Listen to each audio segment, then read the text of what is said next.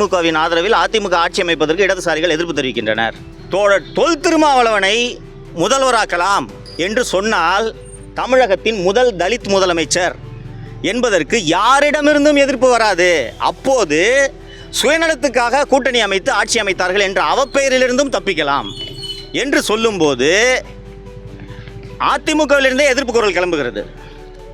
திருமாவளவனை முதல்வராக்கிட்டு நான் எப்படி என் தொகுதிக்கு போகிறது என்று சில எம்எல்ஏக்கள் எதிர்ப்பு தெரிவிக்கிறார்கள். ஏன்னா விழுப்புரம் மாவட்டம், கள்ளக்குறிச்சி மாவட்டத்தில் தான் அதிமுக சில எம்எல்ஏக்களை ஜெயிச்சிருக்கு. அவங்க எதிர்ப்பு தெரிவிக்கிறாங்க, நாங்கள் எப்படிங்க போகிறது என்று. அவர்களை பேசி சமாதானம் செய்து பாட்டாளி மக்கள் கட்சியின் ஆதரவையும் கோருவோம் என்று அதிமுகவின் ஒரு மூத்த தலைவர் அன்புமணியிடம் பேசுகிறார். அன்புமணிக்கிட்ட பேசின உடனே அன்புமணி என்ன சொல்கிறார், ஏங்க அவங்க சிஎம் ஆக்கிட்டு நாங்கள் எப்படிங்க கட்சி நடத்த, அதெல்லாம் முடியாது, வேணா அவங்க 2.5 வருஷம் நாங்கள் 2.5 வருஷம் என்று ஒரு ப்ரொப்போசலை அன்புமணி சொன்னோன்னே இது சரியாக வராதுங்க என்று இணைப்பு துண்டிக்கப்படுகிறது. 10 நிமிடங்களில் மீண்டும் இணைப்பில் வந்த திரு அன்புமணி அவர்கள் அவங்க 2 வருஷம் அதெல்லாம் வேண்டாம், சௌமியா அன்புமணி அவர்களுக்கு துணை முதல்வர் கொடுத்தால் நாங்கள் இந்த ஏற்பாட்டுக்கு சம்மதம் தெரிவிக்கிறோம், திருமாவளவன் முதல்வராவதற்கு எங்களுக்கு சம்மதம், நாங்களும் அமைச்சரவையில் பங்கெடுக்க வேண்டும் என்ற நிபந்தனை மற்றும் அன்புமணி விதிக்கிறார். மார்க்சிஸ்ட் கம்யூனிஸ்ட் கட்சி ஒப்புக்கொண்டனர், இந்திய கம்யூனிஸ்ட் கட்சி ஒப்புக்கொண்டனர், IUML ஒப்புக்கொண்டனர், அதிமுகவின் அனைத்து 46 எம்எல்ஏக்களும் ஒப்புக்கொள்கின்றனர், திமுகவிலும் அனைவரும் ஒப்புக்கொள்கின்றனர், கனிமொழி ஒப்புக்கொள்கிறார். உதயநிதி அவர்கள்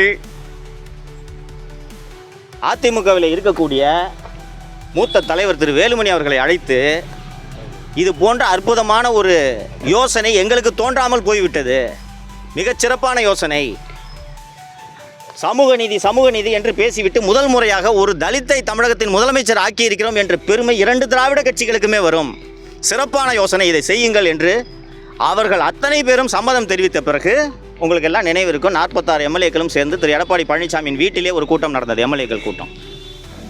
அந்த கூட்டத்தில் இந்த ப்ரொப்போசலை வைக்கிறாங்க. திருமா சம்மதிச்சிட்டாரு, எல்லாருக்கிட்டையும் பேசிட்டோம், சம்மதிச்சிட்டாங்க, திருமாவை முதல்வராக்கலாம் என்று சொல்லும்போது எடப்பாடி பழனிசாமி திருமாவளவனை முதல்வராக்கிறதுக்காக நான் கட்சி நடத்துகிறேன், ஒன்று நான் முதல்வராகணும், இல்லைன்னா யாருமே முதல்வராகக்கூடாது, யாரையும் நான் முதல்வராக்க விடமாட்டேன், யாரை கேட்டுட்டு திருமாவளவனை முதல்வராக்கிற யோசனையில் நீங்கள் இறங்குனீங்க, இந்த கட்சியை வீணா போனாலும் பரவாயில்ல, நான் திருமாவளவன் முதல்வராவதற்கு சம்மதிக்க மாட்டேன் என்று சொல்லும்போது தான் கடுமையான வாக்குவாதம் அந்த எடப்பாடி பழனிசாமியின் வீட்டிலே ஏற்படுகிறது. கிட்டத்தட்ட கைகலப்புக்கு போயிடுச்சு.